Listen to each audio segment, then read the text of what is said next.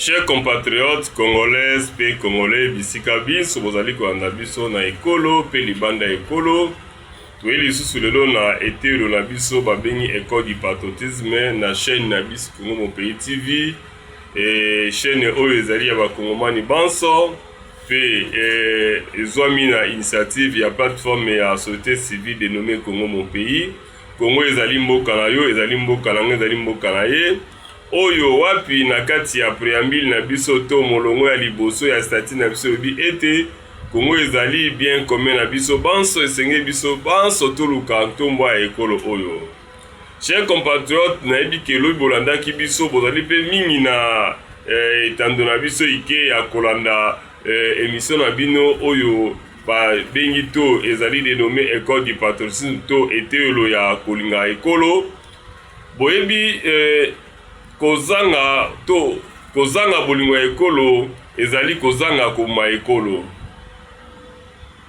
Idéologie to philosophie oyo ya école du patriotisme ezali lisanga, ezali likanisi ya lisanga ya bakter bayiki ya société civile oyo tofandaki esika moko toyekolaki ekolo na biso, totalaki ekolo na biso esika euti, totala esika ekolo ezali pe tokotala esika ekolo ekokende.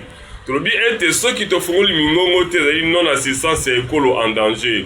Pamba te toyeko comprendre ke ekolo na biso ezali koleka ba heure to batango oyo ya pasi koleka kobandisama ekolo oyo bakongomani bakoboma na bango toyebi kongole azali na angele pe azali na botosi ya molimo ya moto to ya makila moto meloko mona bana mike ba miner bakosimba machete bakomana meme ba mikolo baboti na bango okomona lelo kongomani akozwa konzo penza akozwa mandoki aboma pe bandeko ne mpona kowela bokonzi nzoka nde bakongomani bali bato balingi kimia, bakongomani bali bato bazali bato ya boboto bayebani bato oyo bayebi koyamba bato yango moni mboka na biso babengi yango ezali pays parmi les grands pays hospitaliers na molongo mobimba. Pamba te awa bato banso bayaka mpo na biso tozwaka bango bandeko.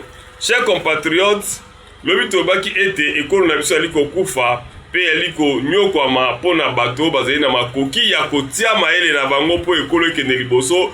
Bango nde bakoboma ekolo, bato na nkita, bato na mayele, bayi politike, bato na oyo bazali na makoki penza oyo babengi na lokota ya lopoto potentialité ya kotombola ekolo, bango nde bakozongisa ekolo na nsima. Nzoka nde mayele oyo bayekoli makoki bazali na yango esengeli batia yango liboso mpo na ekolo. Lelo tokokontinue toujours qui détruit notre pays. Mboka na biso banani bazali koboma yango to nani azali koboma ekolo na biso. Tango mosusu tokoluka ndoki epa mosusu mendoka ni ndoki yeyo aza pembeni na yo. Ndeko ndoki eza yo moko, ndoki eza moninga aza pembeni na yo, ndoki ezali moninga oyo aza mosika na yo te. Bandeko esengete ba ete kotombola Congo ezali préoccupation ya moto moko te. Kotombola Congo ezali préoccupation ba kongomani banso pamba te ali bien commun na biso. Bayekolaki mathématique na classe ya secondaire ya Yambo, bayebi intersection ezali nini, ezali élément commun ya bansemble mibale to ya bansemble misato to bansemble ebele. Ali élément oyo ezali pa na bango inso. Nzoka nde biso banso élément commun na biso yali Congo. Tango pe tokende koyekola babeki na biso to koyekola Yambo pona ekolo mbala ya imbale ezali pona biso pe mayema ezali nsima na biso.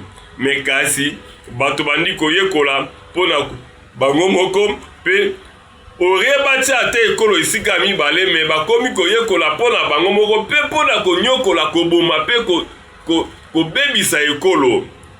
Ndeko tika toyebisa yo esika okolanda biso ozali kaka na ekolo moko. Tango yo koyiba mbongo ya leta, tango yo kosimba mandoki po boma bandeko na yo, c'est-à-dire ozoko miboma yo moko, pamba te makila bato koboma ezali makila pe kotambola na nzoto na yo. Mbongo oyo koyiba ezali mbongo ya mboka ekolo na yo. botala bamboka ebele tokendaka bamboka bapa ndenge bakotonga bamboka na bango tokendaka tobembukaka na bamboka oyo ezali kofinga matango mikolo euti koleka bamboka wana ezwi développement nzoka nde mboka na biso ezali kosala lolendo ya Afrika ya ngela lolendo ya Afrika ya katikati mpe lolendo ya Afrika mobimba nalobaki yango na émission euti koleka RDC ekolo na biso ezalaki ekolo ya bayindo ya liboso ebetaki ndembo na coupe du monde. RDC ezali na bayembi minene na Afrika. RDC ezali na basoda makasi na Afrika. RDC ezali na baprofesseur ya makasi na Afrika. RDC ezali na bato na mombongo ya monene na minene na Afrika. Mais RDC ezali ata na banque moko te ya Congolais. RDC bato basimbi ekonomi na biso bapaya, ba indien, ba libanais, ba pakistanais. Bapaya nde bakokonza ekonomi ya ekolo na biso. Mais nzoka nde toye na bato baye na nkita, baye na misolo ebele. Esengeli tozwa misolo na biso totia yango mpona ntombo ya ekolo. Tozwa mayele na biso, tozwa makasi na biso totia yango mpona ntombo ya ekolo. Oyebi soki ekolo oyo etombwami te ezali yo ntango nabiki de tous ces pays ezali yo kolanda ngai yo koyoka ngai yo oza pembeni na ngai na ye oyo azali pembeni na biso na ngai nde tokoboma ekolo oyo soki tozwi conscience ke on a une seule nation mboka ekochange so tozwi conscience nyonso ozali nango ezali mpona ekolo ekolo ekotombwama on n'a pas besoin d'aller chercher l'intervention ailleurs nous devons prendre conscience. Yo zawana osimi mandoki so oyebi ke no mandoki tango na kobeta yango ekoboma bato na komezali bandeko na ngai ezali makila na ngai bezali eteni ndambo ya nzoto na ngai na nango akomiti ya mbeli na nzoto na ye moko volontairement likambo lizali te tango yo koluka bokonzi okoboma baninga est-ce okowelela bokonzi na bandeko oyo okoboma to okowela bokonzi tango mosusu na bandeko mosusu. Mais bato koboma bazali ba innocent bazali na bango na posa kowelela bokonzi te ba misu bazali bana ba mama ba demini o ba yozala ba diversaire na yo ata mokolo moko te lelo ekomi meme po moto azwa mosala fo azala na parti politique ba biso baye oyo tolobaki ete tokoki kosalela ekolo na politike te ba oyo babaki ete bakosala lekolo na politique te c'est-à-dire bazali na droit kosala même te nzoka nde mibeko ekolo elobi na article 36 mosala ezali devoir sacré ezali droit mpe devoir sacré ya citoyen iso ya kongomani iso c'est-à-dire soki kongomani akosala te ezali lisumu mpasi ya un devoir sacré ezali devoir ya peto ya bule ya bosantu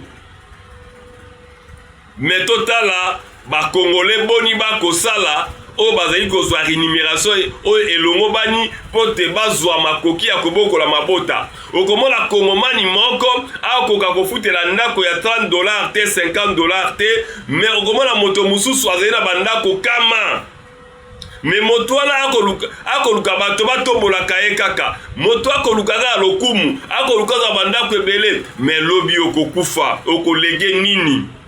Chers compatriotes, ba histoire ya ba précédent na biso ete ya biso toyebi bato toye kotanga bakombo ya bato na télévision te pamba te chaîne na biso oyo ezali mpona kotombola bato te mpe kokitisa bato te eli chaîne ya kosala bapublicité ya bato te mais eli chaîne ya koluka bolamu ya ekolo unité mpe cohésion ekolo mpe ntombo ya ekolo na biso botala ba histoire bosonge ba histoire ya ekolo na biso okoyekola ete ezali na bato ezali na nkita na mboka oyo me bana na bango bazali babola bazali na bandako na 24 communes ya Kinshasa bazali na bandako na 26 provinces ya Congo me lelo bana na bango bazali babola. Pour dire il faut d'abord, avant de léguer l'héritage à ta famille, à tes enfants, il faut savoir qu'est-ce que tu vas léguer à la nation. Chers compatriotes, aujourd'hui si nous parlons de Kassavou parce qu'il a légué la bonne gouvernance dans ce pays, si nous parlons de Etienne Tshisekedi parce qu'il a légué l'état de droit dans ce pays, si nous parlons de Mouzé et de Lumumba, parce qu'ils nous ont légué l'esprit de bannir la paix dans ces pays. Prenez-vous en charge. Ne jamais trahir les Congo. Et toi, mon frère, mon cher compatriote, ma sœur compatriote, qu'est-ce que tu vas léguer à la nation? La nation a besoin de toi. Et tu dois comprendre que tu es en train de détruire cette nation. Ko gérer gestion bapeswe par l'État, ozo détruire mboka oyo. Yo kolandangai. Nande ozo ko gérer même ba fidèle dans la église parce que tu es en train de détruire la nation. Et le pays est détruit par toi et moi et lui. Toi, moi et lui. Biso ndeto bomi mboka oyo. Prenons conscience que ceux qui te tiki otoko sala, nous laissons la destruction. Nous mettons main dans la main autour de la nation. Nous réfléchissons. Le développement intégral de ce pays, le pays va changer. On va parler encore de la RDC dans la communauté internationale et la RDC prendra sa place à l'échiquier mondial. Et le problème de ce pays, c'est toi et moi. C'est toi, moi et lui. Dis à ton frère, ce pays, c'est toi et moi qui les détruit. Nous devons nous mettre main dans la main. Nous devons réfléchir. Nous devons bannir les antivaleurs. Totika o nyosoko sala, osa conscient, o yebi ozoko sala, chers compatriotes. Les démunis sont en train de subir la loi des prix grands.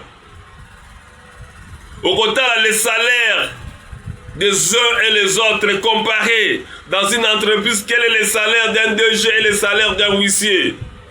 Dans un ministère, le salaire d'un ministre et le salaire d'un huissier. Et est-ce que est-ce que vous êtes conscient, vous comprenez que non, les huissiers là, ils ont droit aussi à la vie. Chers compatriotes, prenons conscience. Les gens qui ont changé beaucoup de pays du monde sont les élites. Les élites congolaises, Bozali Wapi. Élites d'Abino Ezali Nini. Quelle est la science sans conscience? Résultat, la Mwezalini, c'est la ruine.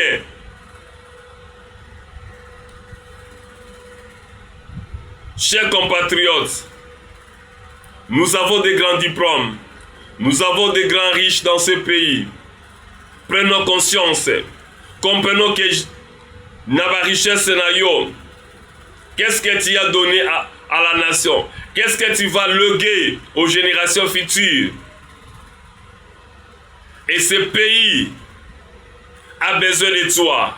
Tu peux changer maintenant, changer ta façon de concevoir des choses, façon d'agir, façon de travailler, pour que le pays puisse changer. TV Zalitango, abonnez-vous dans notre chaîne Congo Mon Pays TV sur YouTube. Et si vous voulez nous accompagner, soutenir l'émission L'école du patriotisme, et nos bureaux se trouvent sur l'immeuble VV Santerre, avenue Bongananga numéro 2, dans la commune de Kassavubu. Les portes sont ouvertes chaque jour et notre numéro est là 081 052 62 88. Cette émission vous concerne, cette chaîne vous appartient. C'est la chaîne de la société civile dans sa diversité qui vient éclairer la communauté nationale. Ces pays nous appartiennent tous. Ciao!